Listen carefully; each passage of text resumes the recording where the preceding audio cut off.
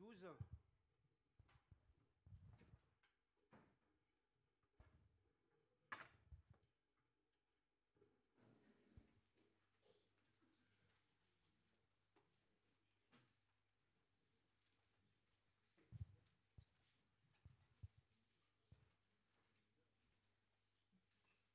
Mon nom a changé, je m'appelle Pierre ce matin. Et j'ai un petit bracelet, quelques chaînes qui m'empêchent de vaquer à mes occupations. Là, je suis assez libre, mais vous imaginez 2 soldats enchaînés à chaque poignet. Et donc, on va faire une petite lecture. Vas-y, vas-y. Une petite lecture dans le livre des Actes, chapitre 12, à partir du verset 4. Lorsqu'on eut arrêté Pierre, il le fit mettre en prison et le plaça sous la garde de 4 escouades de 4 soldats chacun. Il voulait le faire. Pierre était donc. Il voulait le faire comparaître devant le peuple après la Pâque. Pierre était donc sous bonne garde dans la prison, mais l'Église priait ardemment Dieu en sa faveur. Or, la nuit qui précédait le jour où Hérode allait le faire comparaître, Pierre, attaché par 2 chaînes, dormait entre 2 soldats, et devant la porte de la prison, des sentinelles montaient la garde. Tout à coup, un ange du Seigneur apparut, et la cellule fut inondée de lumière. L'ange toucha Pierre au côté pour le réveiller. « Lève-toi vite, lui dit-il. » Au même instant, les chaînes tombèrent des poignets. « Allons, poursuivit l'ange. Mets ta ceinture et attache tes sandales. » Pierre obéit. « Maintenant, ajouta l'ange, mets ton manteau et suis-moi. » Pierre le suivit et sortit, sans se rendre compte que tout ce que l'ange faisait était réel. Il croyait avoir une vision. Ils passèrent ainsi le premier poste de garde, puis devant le second et arrivèrent devant la porte de fer qui donnait sur la ville. Celle-ci s'ouvrit toute seule. Ils sortirent et s'avancèrent dans une rue, et soudain l'ange le quitta. Alors seulement Pierre reprit ses esprits et se dit « Ah, maintenant je le vois bien, c'est vrai, le Seigneur a envoyé son ange et m'a délivré des mains d'Hérode et de tout le mal que voulait me faire le peuple juif. » Après réflexion, il se rendit à la maison de Marie, la mère de Jean, appelée aussi Marc. Un assez grand nombre de frères s'y étaient réunis pour prier. Il frappa au battant de la porte. Une jeune servante, appelée Rhode, s'approcha et demandait qui était là. Elle reconnut la voix de Pierre, et dans sa joie, au lieu d'ouvrir, elle se précipita pour annoncer « C'est Pierre, il est là, dehors, devant la porte !»« Tu es folle, lui dirent-ils. » Mais elle n'en démordait pas. « Alors c'est son ange, dirent-ils. » Pendant ce temps, Pierre continuait à frapper. Ils ouvrirent, le virent et en restèrent tout étonnés. D'un geste de la main, Pierre leur fit signe de se taire et il leur raconta comment le Seigneur l'avait fait sortir de prison. Il ajoutait « Faites savoir tout cela à Jacques et aux autres frères. » Ensuite, il repartit et se rendit ailleurs.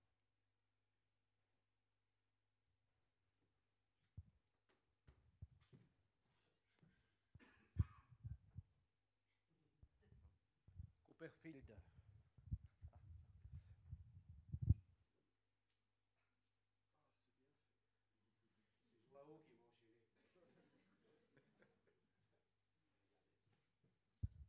Merci. Quelques chaînes, simplement pour... je ne sais pas si un jour vous avez été attaché. En tous les cas, ce n'est pas plaisant. Il manque des piles dans le micro. C'est rouge. Ce n'est pas plaisant. Mais le texte que nous avons lu nous rappelle que la prière est efficace. La prière fait tomber les chaînes. Attention, tout ce que je dis n'est pas forcément biblique. La prière fait tomber les chaînes. La foi fait tomber les chaînes. Mais le texte que nous avons lu nous dit que non. C'est Dieu qui fait tomber les chaînes. Ça, c'est une différence de taille. Que Dieu agit au-delà de nos prières, au-delà de notre foi. Ma foi, mes prières ne garantissent pas la délivrance. Seul Dieu est celui qui délivre. Si bien que je ne m'appuie plus sur ma foi uniquement, sur ma prière uniquement, mais sur celui qui délivre, celui qui libère. Et c'est l'encouragement que nous avons dans ce texte-là, avoir les regards fixés sur ce Dieu.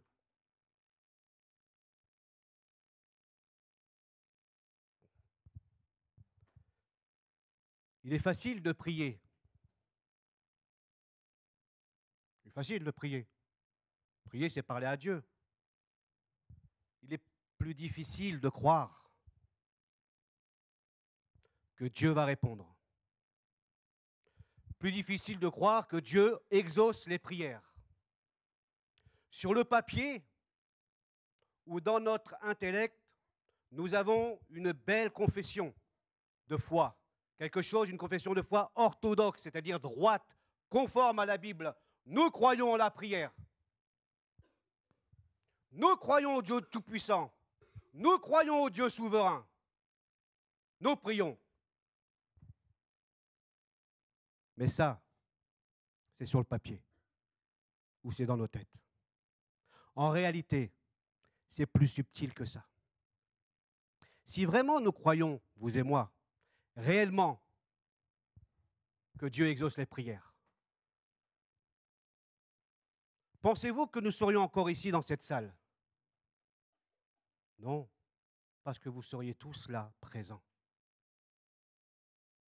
Et que personne ne manquerait le culte au Seigneur. J'irai même plus loin. Croyez-vous qu'on attendrait le dimanche matin pour prier et louer le Seigneur? Non. Si nous croyons que la prière n'est pas simplement sur le papier, que nous n'avons pas simplement une confession de foi qui nous rassure, une bonne confession de foi biblique, orthodoxe, théologiquement fondée, ça c'est bien, mais nous serions là tous les jours de la semaine. Non, je me trompe? Je ne sais pas. Peut-être que je délire un peu. Mais c'est important de réfléchir. Dieu est celui qui fait tomber les chaînes. Et je confesse devant vous que parfois je crois et quelquefois je doute. Il y a quelque chose en moi qui est vraiment réel. Et je dis, Seigneur,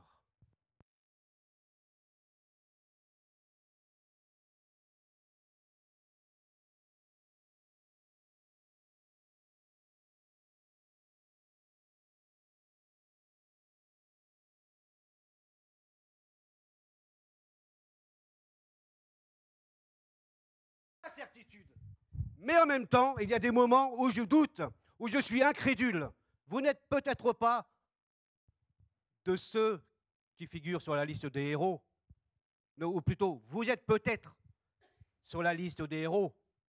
Vous avez une foi inébranlable, vous avez une audace, vous croyez que Dieu va répondre. Mais quand nous lisons la Bible, nous croyons et nous voyons des hommes et des femmes qui avaient une foi à renverser des montagnes et une foi qui n'existait pas. Enfin, quand je dis n'existait pas, qui doutait et qui était incrédule. Dès l'Ancien Testament avec le peuple, Dieu rappelle à son peuple combien il est fidèle, combien il est souverain, combien il est tout-puissant. C'est moi qui vous ai délivré du pays d'Égypte. Je reste le même. Et pourtant, le peuple n'a cessé de douter tout au long des 40 ans dans le désert. Dieu leur rappelait, mais je suis là, je suis fidèle. Sommes-nous différents? J'aimerais que ce matin, nous soyons encouragés à de nouveau lui faire confiance, à passer du papier à ce que nous croyons, en disant, Seigneur, aide-moi à croire. Augmente aussi ma foi, ma confiance en toi. Malgré les apparences, malgré les circonstances défavorables, Dieu nous rappelle qu'il reste le Tout-Puissant. Dieu nous rappelle ce matin qu'il reste le souverain, c'est-à-dire qu'il est au contrôle de toutes choses. Le texte que nous avons lu, si on l'inscrit dans un contexte plus large, nous parle de persécution, de vagues, d'oppression, d'acharnement à l'égard de l'Église de Jésus-Christ. Car vous savez, l'évangile se répandait à une grande vitesse. Il y avait des signes, des miracles, des conversions, des guérisons. Et plus l'évangile se répand, plus l'acharnement s'intensifie sur le peuple de Dieu. Parce que l'adversaire ne veut absolument pas voir l'évangile se répandre. Il ne veut pas voir des hommes, des femmes, des jeunes se tourner vers Dieu, donner leur vie à Jésus-Christ. Voilà, lui, il est venu, nous dit la Bible, pour détruire l'œuvre de Dieu. Et pourtant, Jésus a dit, « Je bâtirai mon Église ». C'est lui qui le fait. Et les portes du séjour des morts ne l'emporteront pas. C'est-à-dire qu'elle sera secouée, elle doutera, elle fuira, elle sera apeurée comme vous et moi. On doutera, on sera incrédule. Ça, c'est une réalité. Mais Dieu, Jésus nous dit, il tient son Église dans sa main. Ça, c'est important aussi. Surtout dans les temps difficiles. Il est le Dieu, je le répète, qui délivre. Il est le Dieu souverain. Nous l'avons entendu, je le répète encore ce matin, car Dieu dit et la chose arrive. Il ordonne et elle existe. Voilà qui nous prions.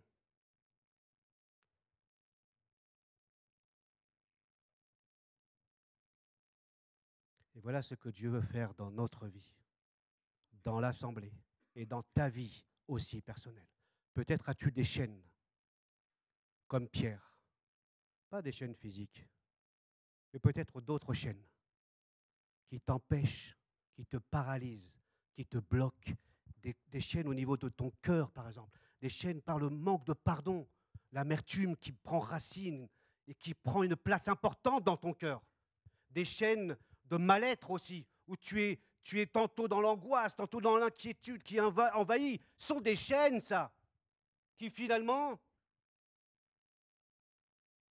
que tu acceptes comme telles dans ta vie, comme si tu devenais résigné. Eh bien, je suis comme ça, je porte mes chaînes. C'est comme ça. Et alors là, tu glisses dans le fatalisme. C'est comme ça, c'est mon destin.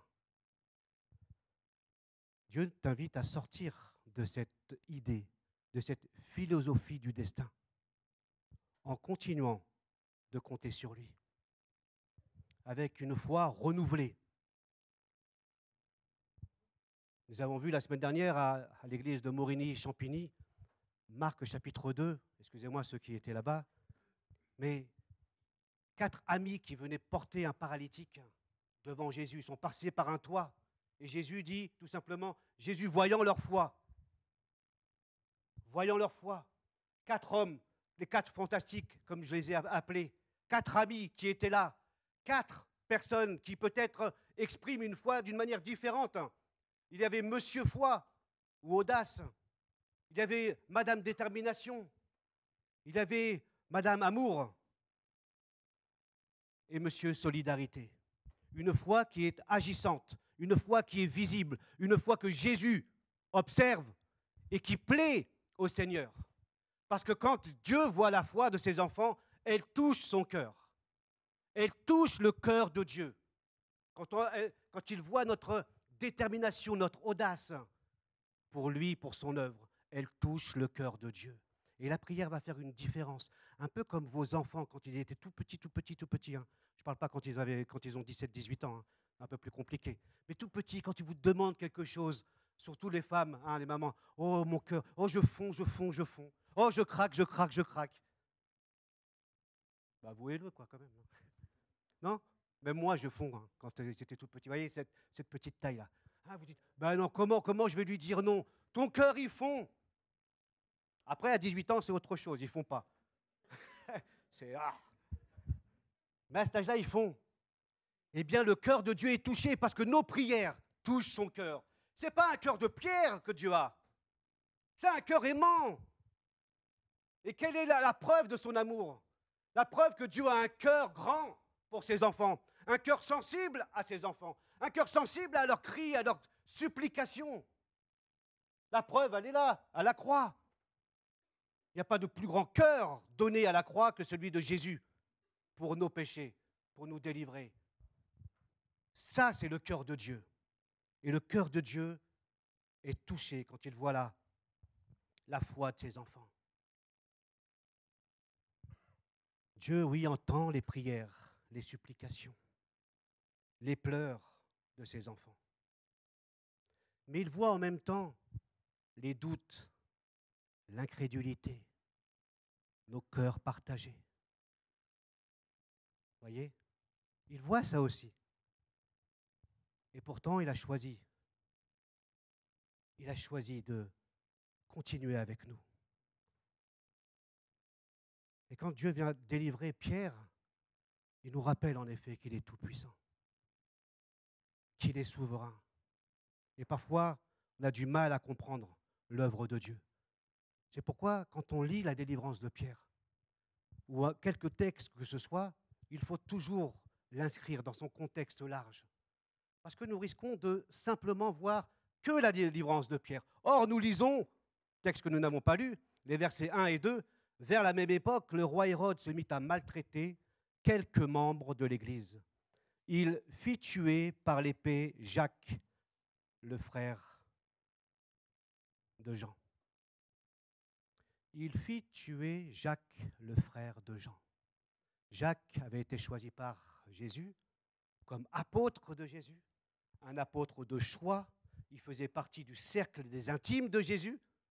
Il prenait souvent Pierre, Jacques et Jean avec lui, au jardin de Gethsémanée, à la transfiguration, etc. Un proche de Jésus, Jésus l'a pris avec lui pendant 3 ans. Il va dire, là, il y a un espoir pour le royaume. C'est un gars solide, un disciple solide.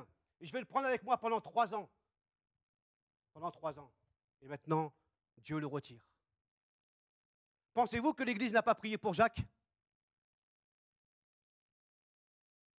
Pensez-vous que Jacques n'avait pas de foi, cet apôtre? Autre question que suscite ce texte, moins large. Pourquoi Dieu a-t-il délivré Pierre et n'a pas délivré Jacques? Ce sont des questions qui nous conduisent vers la souveraineté de Dieu, qui est au contrôle de tout. Je dis bien, il est au contrôle de tout. Ce qui nous rappelle que nous ne sommes absolument pas au contrôle de ce que Dieu a décidé. Nous ne comprenons peut-être pas son œuvre, mais mis côte à côte ces deux apôtres, on est obligé de constater que là, il y a un dilemme. Et on bute. On préfère la délivrance de Pierre que la non-délivrance de Jacques, voyez-vous? Mais ça n'enlève en rien la souveraineté de Dieu. Ses plans nous échappent.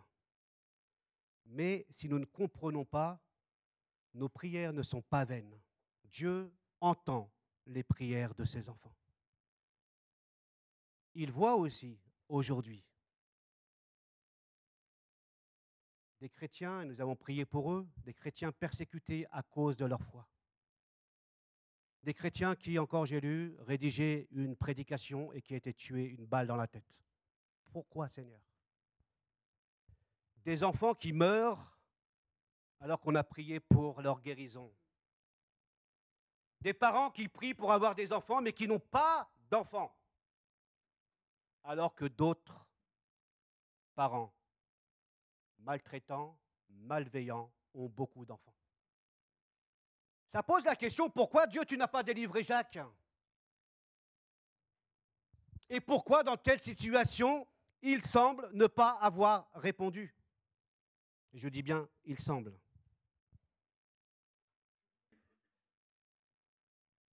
Peut-être devons-nous nous appuyer sur ce que nous savons de Dieu.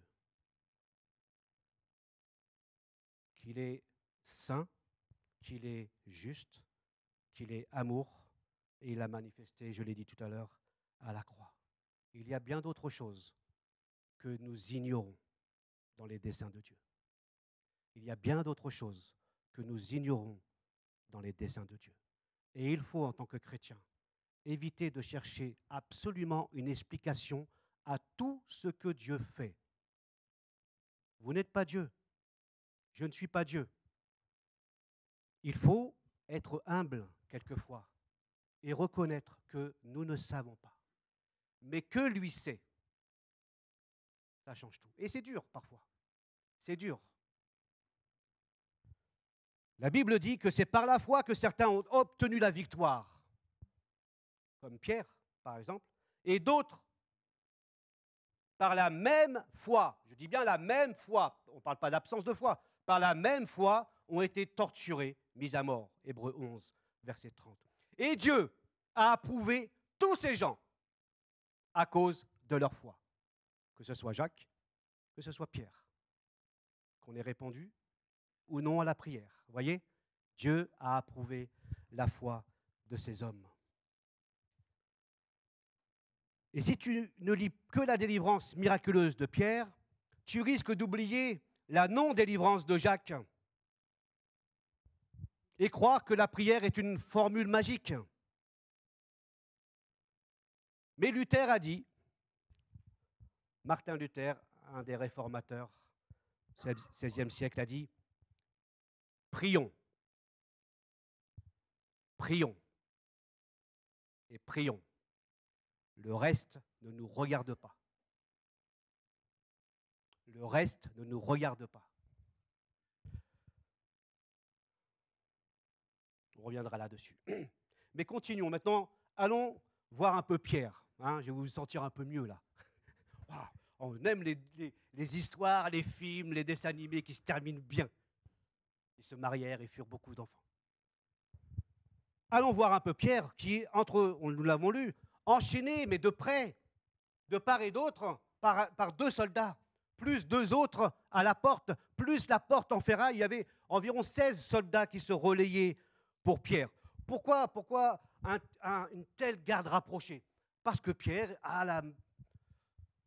comment on dit ça, au chapitre 5, a aussi expérimenté une délivrance miraculeuse. Alors Hérode doit se dire, attends, il s'est déjà échappé une fois, ce coco, on va mettre maintenant les gros moyens et on va l'attacher. Donc, Pierre a une garde vraiment rapprochée. Il ne veut pas prendre de risques et il le fait donc arrêter. Il est en prison, bien sûr, parce qu'il s'aperçoit qu'en tuant Jacques et en maltraitant les chrétiens, il augmente sa cote de popularité. Il augmente sa cote de popularité, il voit que ça plaît. Les choses n'ont pas forcément changé. Aujourd'hui, dans nos gouvernements, ici ou ailleurs, quand on veut plaire, eh bien, on décide des lois, de certaines lois qui vont aller dans le sens de la popularité. Être populaire, c'est bien. Même si ce n'est pas juste, mais c'est bien. On a beaucoup voilà, on a une cote de popularité, donc on va donner ce que le peuple demande. L'apôtre Pierre écrira dans son épître plus tard, et peut-être fait-il allusion à cet événement, chapitre 3, 1 Pierre chapitre 3, verset 12, « Car le Seigneur a les yeux sur les justes et les oreilles ouvertes à leurs prières. Mais la face du Seigneur se tourne contre ceux qui font le mal. » 1 Pierre chapitre 3, verset 12. Pierre veut nous encourager en effet à nous rappeler que dans les moments difficiles de notre vie, dans les situations peut-être désespérées, quand nous sommes enchaînés, eh bien Dieu reste souverain et tout-puissant.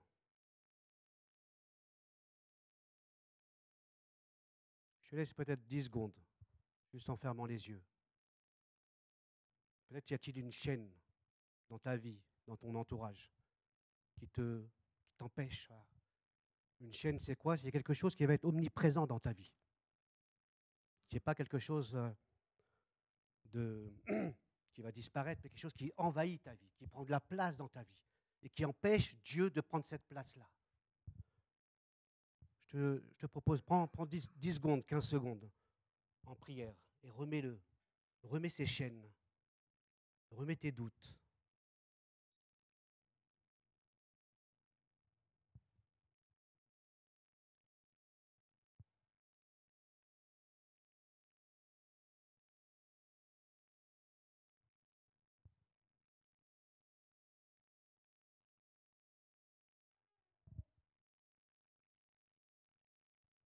l'a dit, les chaînes peuvent prendre des formes différentes.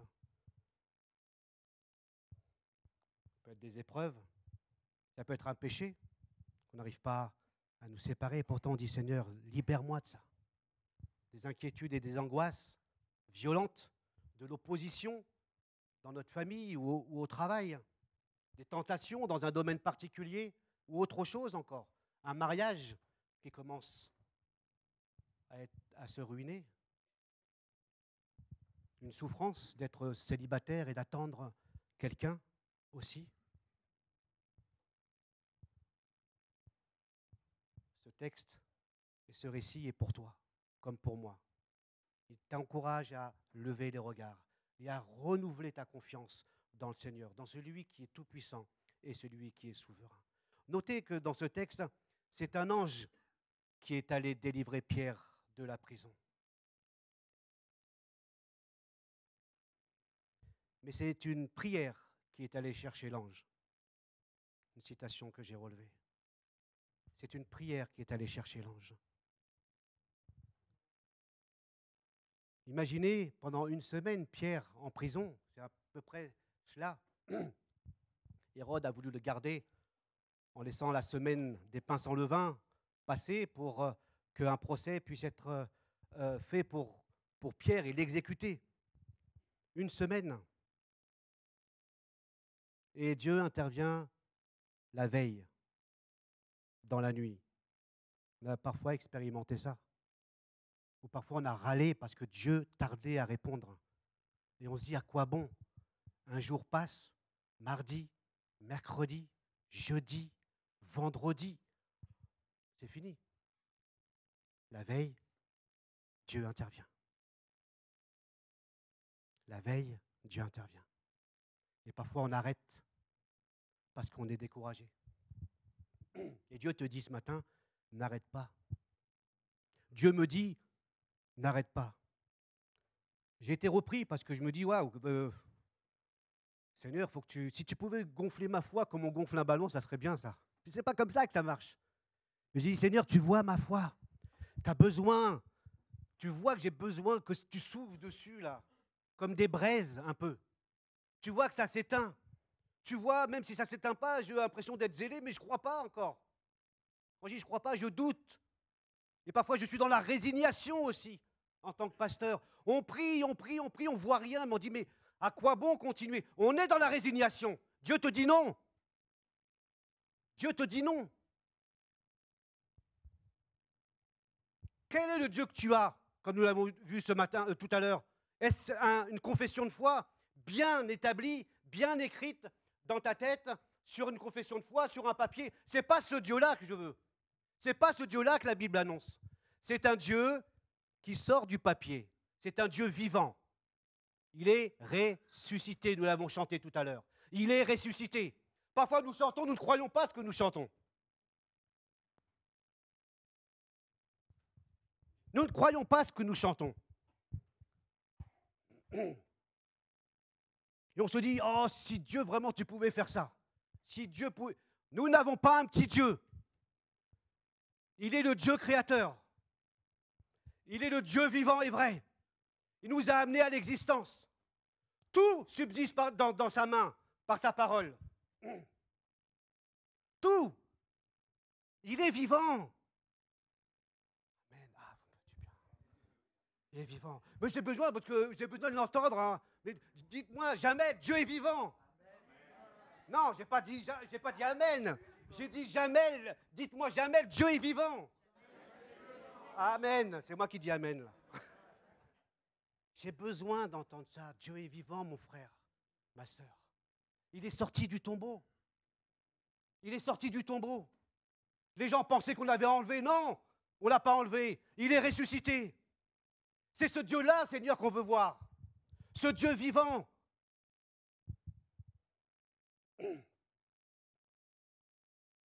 Et pourtant, dans cette délivrance, le psaume 34 dit que l'ange de l'Éternel campe autour de ceux qui le craignent.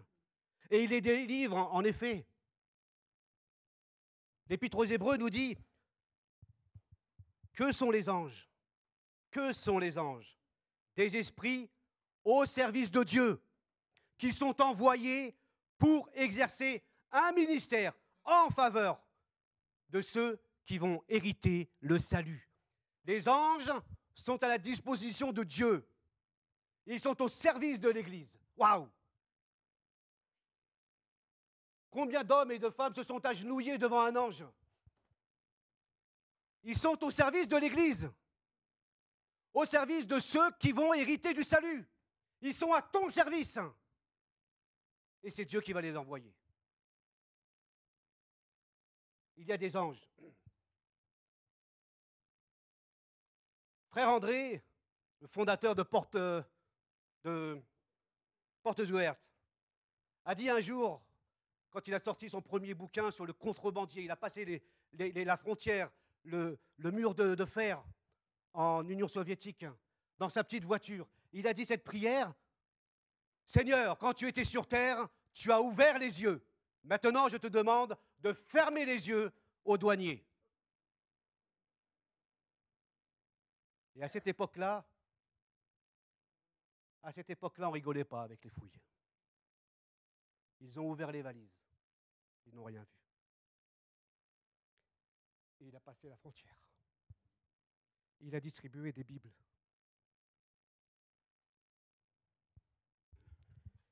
Il avait une foi que le Seigneur a rappelé à lui. Le Seigneur a envoyé son ange pour délivrer.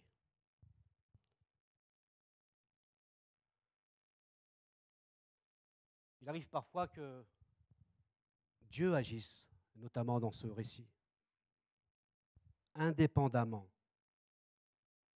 de la foi de ses enfants. Il arrive que Dieu agisse indépendamment de la foi de ses enfants. Et notamment ici, indépendamment de la foi de Pierre et indépendamment d'une certaine manière de la foi de l'assemblée qui est en train de prier. On y viendra après. L'Église priait ardemment en sa faveur. C'est le verset 5. Verset 12, un assez grand nombre de croyants, de frères, étaient réunis pour prier en pleine nuit. Ce sont les mêmes croyants qui prient l'Éternel. Ce sont les mêmes croyants qui se réunissent pour prier ardemment en faveur de Pierre. Ce sont les mêmes croyants qui vont venir le jeudi, vendredi, samedi 5, 6 et 7 mars, ici à 19h30 pour prier. Ce sont les mêmes croyants, vous et moi, nous allons venir ici. Ce sont ces mêmes croyants, avec une foi et aussi avec leurs doutes. Nous allons avoir 3 jours de jeûne et de prière pour implorer Dieu, pour lui demander aussi d'intervenir dans nos vies. Nous allons vraiment prendre ce temps à part pour intercéder pour notre assemblée, intercéder pour ceux et celles qui sont persécutés aussi à cause de leur foi. Nous allons prier pour que Dieu déchaîne ceux qui sont enchaînés. Et si tu crois, tu peux venir. Si tu ne crois pas, tu peux venir. Parce que moi, je fais partie de ces 2 personnes. Je crois, mais je ne sais pas comment je serai le jeudi, vendredi, samedi. J'ai foi en Dieu, mais ma foi, souvent j'aime entendre de Dieu: Jamel, fais-moi confiance. Fais-moi confiance.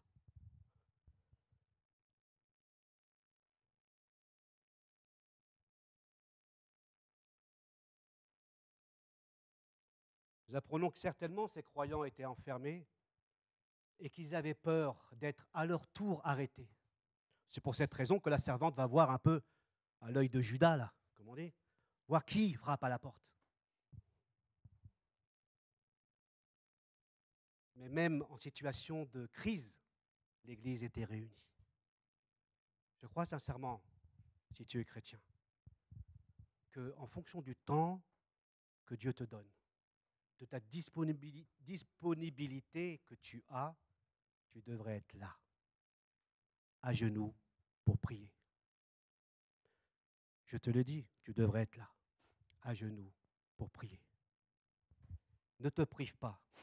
Les premiers croyants, les croyants étaient là en pleine nuit pour prier. Il y a des situations de crise ou non, où nous devons prier les uns pour les autres. Nous devons être là.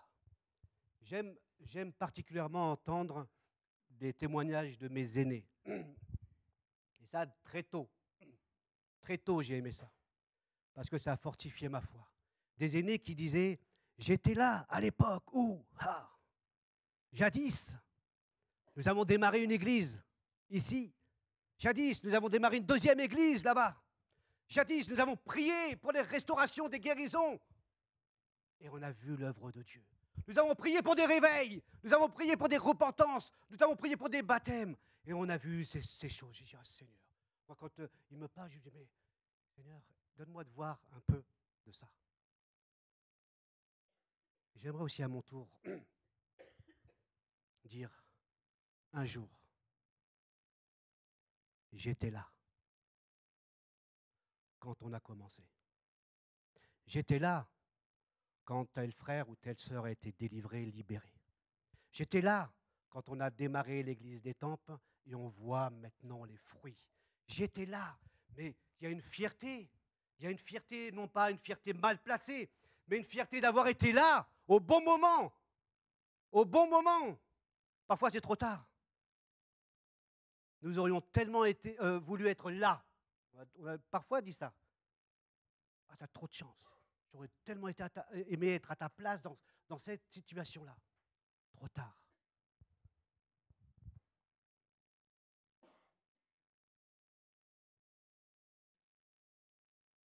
Ce qui est troublant, on l'a vu ensemble,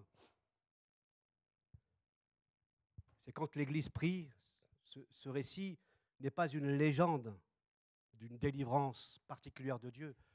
Parce qu'une légende veut simplement retenir les bonnes choses. Or ici, à la lecture du texte, on s'aperçoit que c'est assez risible, que tout est risible, que Pierre, il dort, que l'ange le touche, il ne le touche même pas, il le frappe. D'accord? Littéralement, il le frappe. Donc je ne voudrais pas me prendre un coup par un ange pour me frapper. Il le frappe. Et Pierre nous dit qu'il ne croit pas ce qu'il vit, même l'Église. Elle prie en faveur de Pierre et en même temps, elle ne croit pas. La servante qui leur dit, mais il y a Pierre qui est à la porte. Et on lui dit, mais t'es folle. Je vous dis qu'il y a Pierre. Chut, on prie. Imagine la scène. Il y a Pierre. Non, on prie. Laisse-nous prier pour Pierre. C'est exactement ça.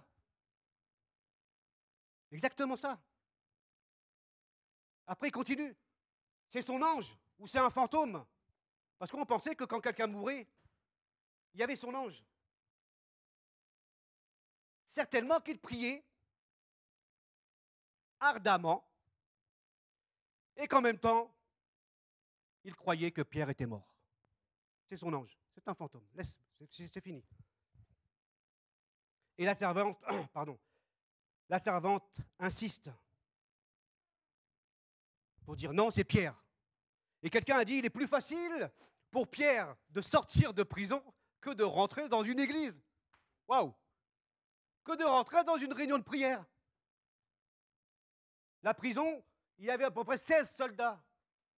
Là, c'est les frères et personne n'ouvre la porte. C'est peut-être un clin d'œil. Mais j'aime cette scène. Parce que dans le trou de Judas, de l'extérieur vers l'intérieur, je me vois.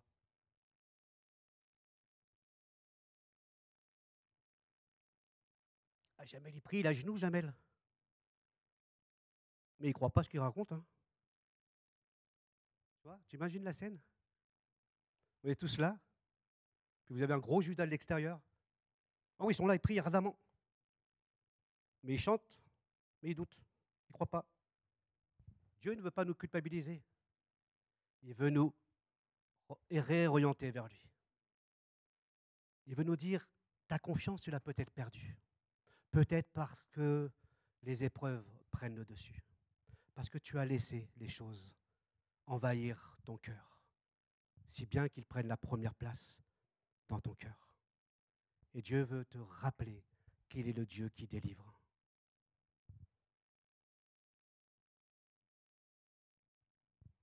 Les miracles, bien sûr, Pierre va rentrer. Et là encore, les croyants sont étonnés de le voir.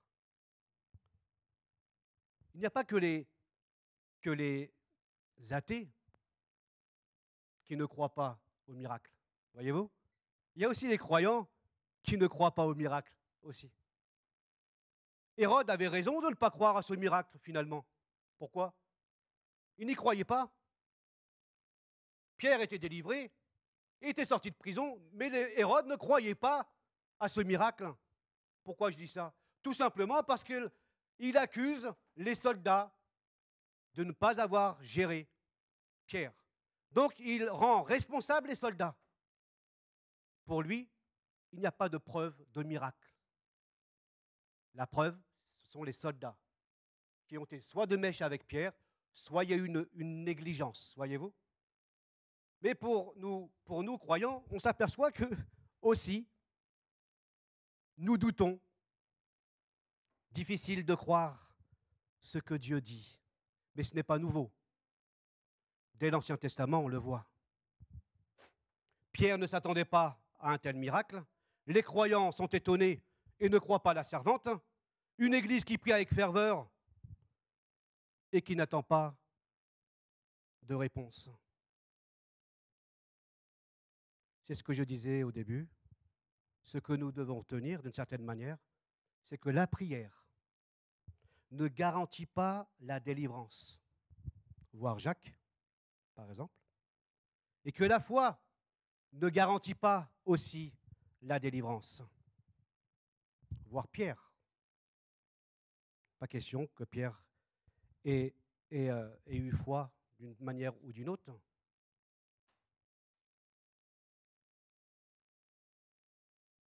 Puisqu'il pensait qu'il avait une vision.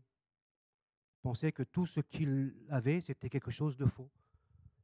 C'est que sorti de la prison qu'il reprit ses esprits et commence à dire « Waouh, c'est vrai ce qui s'est passé ». Même Pierre n'y croyait pas. Il arrive alors que nos prières, même maladroites, mal formulées, avec peu de foi, il arrive que nous prions de cette manière. Et que Dieu, dans sa grâce infinie, dans sa souveraineté, décide quand même de nous exaucer. Ça, c'est la souveraineté de Dieu et c'est la toute-puissance de Dieu. Et je dis merci Seigneur de nous le rappeler. Parce que si je croyais que toutes mes prières sont exaucées à cause de ma foi, il n'y aurait pas grand-chose d'exaucé dans ma vie. Si je croyais que ma foi était déterminante pour que Dieu réponde, alors je ne verrais pas grand-chose. Mais si je comprends que Dieu est souverain, qu'il dépasse cela, et qu'en même temps, d'une manière paradoxale, il aime la foi de ses enfants, il aime la prière de ses enfants, alors ça change tout. Seigneur, tu vois ce que mes doutes. Tu vois mon incrédulité. Les premiers chrétiens étaient des chrétiens ordinaires, comme toi et moi, avec leur foi, mais aussi avec leurs doutes. Des chrétiens ordinaires qui luttent aussi avec le doute. Quand nous prions, je l'ai dit, il arrive que nous n'attendons pas vraiment que Dieu réponde. Nous n'attendons pas de recevoir de la part de Dieu.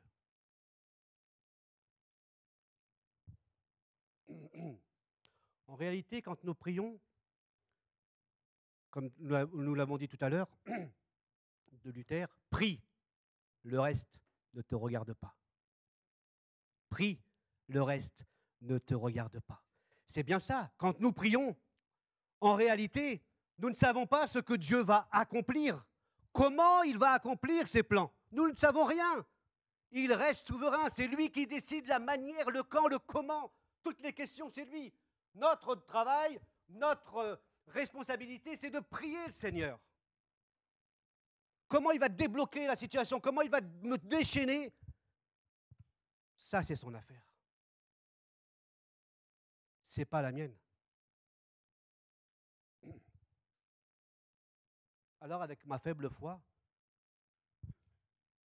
comme cet homme qui prie et qui dit « Seigneur, aie pitié de nous et viens à notre aide. Si tu peux, répliqua Jésus, tout est possible à celui qui croit. Aussitôt, le Père s'écria, je crois, mais viens en aide, au secours de mon incrédulité ou de mon manque de foi. Voyez, parfois les deux sont liés, l'incrédulité, le manque de foi, et puis la confiance dans le Seigneur. Je crois, mais il y a comme un tiraillement. Apportons ce tiraillement au Seigneur. Reconnaissons-le au Seigneur, devant le Seigneur. Confessons notre manque de foi. Seigneur, tu vois mon cœur, il est tiraillé, il doute. Viens renouveler. Être vrai devant le Seigneur. Jésus a dit, ayez foi en Dieu, tout ce que vous demandez dans vos prières, croyez que vous l'avez reçu et cela vous sera accordé. Voilà aussi, tout simplement, je viens tel que je suis, chrétien ordinaire, pas un chrétien qui veut paraître extraordinaire. D'accord? Nous sommes des chrétiens ordinaires. Ça, c'est important. De même que le doute peut basculer en... Pardon, oui, de même que la foi peut basculer en doute, vers le doute, eh bien de même avec les paroles de Jésus, le doute peut aussi basculer vers la foi, vers l'espérance que Dieu, en effet, est au contrôle de toutes choses. C'est lui seul qui garantit la délivrance. C'est lui seul qui fait tomber les chaînes. C'est lui seul qui donne et qui ordonne les choses. Alors moi, j'aime ce Dieu-là, parce qu'il va faire au-delà de ce que je peux. La Bible dit ailleurs, quelqu'un de vous est-il malade? Qu'il appelle les responsables de l'Église qui prieront pour lui, afin d'avoir, après lui avoir fait une onction d'huile, au nom du Seigneur, la prière faite avec foi obtiendra la guérison du malade et le Seigneur le relèvera. On a encore les 3 ingrédients. La prière, la foi, et c'est le Seigneur qui relèvera le malade. Voyez, ce n'est ni ma prière, ni ma foi, c'est le Seigneur qui relève le malade. Et en même temps, ma prière et ma foi sont importantes aux yeux du Seigneur parce qu'elles touchent le cœur de Dieu. Elles touchent le cœur de Dieu. Le cœur de Dieu, ce n'est pas qu'il va céder à un caprice, mais elles touchent. Et vos prières vont rentrer dans son plan. Le Seigneur relève le malade. Luther, on parle de Luther ou d'un prêtre, d'un moine, Ignace de Loyola. On ne sait pas trop à qui est cette citation. Il nous exhorte, il nous dit, prie comme si tout dépendait de Dieu et agis comme si tout dépendait de toi. Le comme est important. Prie comme si tout dépendait de Dieu. Il est souverain. Mais si je dis il est souverain, il va faire ce qu'il veut, je me dédouane et je me déresponsabilise. Mais tu pries comme si tout reposait sur toi. Ainsi, tu n'as plus de problème dans la prière. Seigneur, tu m'as demandé de demander et je reçois, je demande. Mais tu restes souverain. Mais ça ne me regarde pas. Ça, c'est toi qui fais. Dieu n'a pas choisi, quelqu'un a dit, Dieu n'a pas choisi des hommes extraordinaires pour accomplir une œuvre ordinaire, mais il a choisi des hommes ordinaires pour accomplir une œuvre extraordinaire. Ça, c'est l'Église. Nous sommes des croyants ordinaires, des hommes, des femmes, des jeunes, et votre foi, elle touche le cœur de Dieu. Votre prière est nécessaire parce qu'elle va déclencher l'intervention de Dieu dans votre vie et dans notre assemblée. Ça, c'est important. Je bénis Dieu qui ne regarde pas toujours à notre foi. Je bénis Dieu qui n'a pas exaucé toutes mes prières. Oui, parce que parfois il y a des prières qui ne sont pas bonnes, et je le reconnais. Heureusement, Dieu, que tu n'as pas cédé à ma prière, parce que tu avais quelque chose de meilleur en vue. Bénis Dieu, car il répond au-delà de ce que nous demandons ou même pensons. C'est ce que l'apôtre Paul dira. À celui qui, par la puissance qui agit en nous, peut réaliser au-delà de tout ce que nous demandons ou même pensons. Il fait au-delà de ce que nous demandons ou même pensons. On raconte une histoire dans un pays, j'arrive bientôt à la fin, dans un pays où la sécheresse était bien présente et le pasteur a dit, on va prier pour la pluie parce que nos récoltes ne viennent pas. Et toute l'assemblée est venue de prier. Toute l'assemblée est venue et elle était remplie parce qu'on allait intercéder pour que Dieu envoie la pluie. C'était une question de subsistance. Et tout le monde était assis. Et le pasteur a prié. Et il a vu dans les premiers rangs une toute petite fille avec son parapluie. Et là, ça l'a interpellé. Il a dit, vous voyez, vous êtes tous venus prier pour la pluie. Mais une seule attend la pluie. Elle est venue avec son parapluie. Amen. Et ça m'a marqué. Je me dis, waouh, tu pries, tu ne viens pas avec ton parapluie. Cette petite fille, elle a dit, mais on va prier. Pas seulement, mais je vais recevoir. Donc je rentre abrité. Elle est venue avec son parapluie. Elle attendait la réponse de Dieu. Oui, le Seigneur ne change pas. Même s'il reste souverain, il ne change pas. Il désire libérer. Vous voyez, il a libéré la période de Pâques. On était dans la semaine de Pâques. Pâques nous rappelle que Dieu est venu délivrer son peuple d'Égypte. Vous vous souvenez de l'esclavage d'Égypte. Il a délivré son peuple. Et dans la même période, il va délivrer Pierre aussi. Pâques, c'est le moment où Christ nous a délivrés du péché pour nous réconcilier avec Dieu. Pâques est le rappel que la mort n'a pas eu le dernier mot sur le Christ. Il a été délivré du tombeau. Amen. Pâques te dit que Christ est vivant et qu'il veut te délivrer aussi de tes chaînes. Quelles que soient tes chaînes, là où tu es, à ta place, tu peux lever ta main pour une prière particulière. Il y a des chaînes qui doivent être vraiment enlevées, mais ça, tu ne peux pas tout seul. Tu dois implorer le Seigneur. Là, de ta place, lève ta main. Ne te prive pas de ce que Dieu fait. Nous l'avons vu, prie. Le reste ne te regarde pas. De ta place, tu peux te lever si tu peux te lever.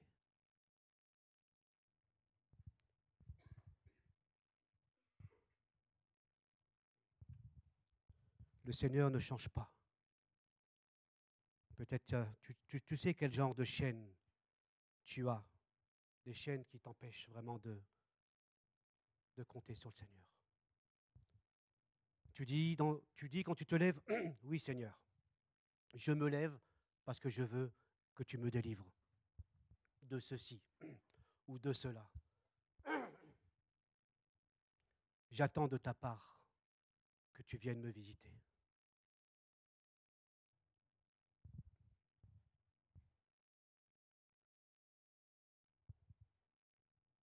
Nous resterons debout. Ceux qui se lèvent.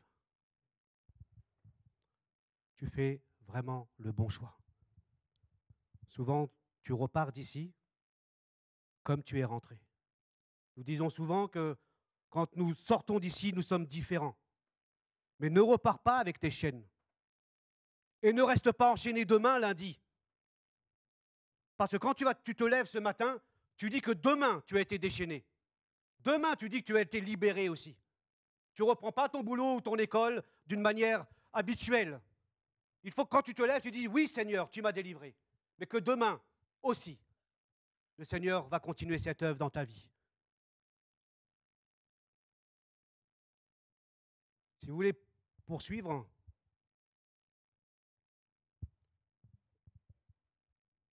partagez avec d'autres personnes. N'hésitez pas à venir nous voir. J'appelle Patrice qui va continuer. Et nous allons prier pour vous qui êtes levés.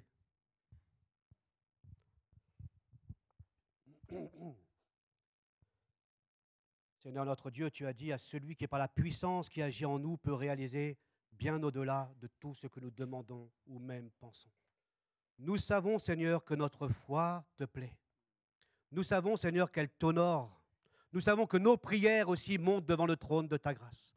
Mais nous savons que tu es au-dessus de ça aussi. Que tu vas réaliser au-delà de ce que nous prions, de ce que nous pensons, de ce que nous demandons. Parce que tu as des ressources infiniment grandes pour tes enfants. Parce que tu es infiniment puissant, parce que tu es infiniment souverain. Seigneur notre Dieu, tu as le cœur qui est touché ce matin devant tes enfants qui se sont levés. Et tu en connais la raison, Seigneur. Nous prions parce que nous savons qu'il y a une chaîne, il y a quelque chose qui les empêche, il y a quelque chose qui les attriste, il y a quelque chose qui les afflige, il y a quelque chose, Seigneur, dont ils veulent vraiment se débarrasser. Et que s'ils se lèvent, Seigneur, c'est parce qu'ils attendent de toi vraiment ta délivrance, ta libération. Notre Dieu, nous prions en tant que communauté ce matin.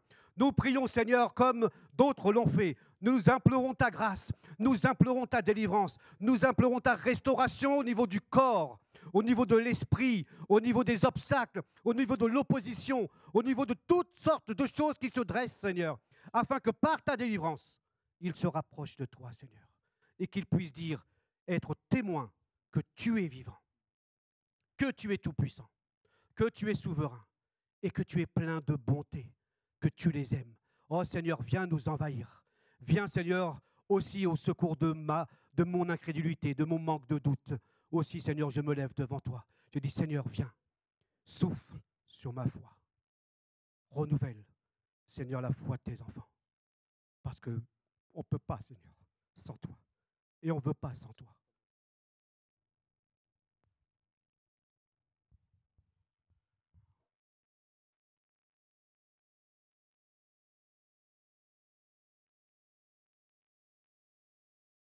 J'invite les musiciens à venir.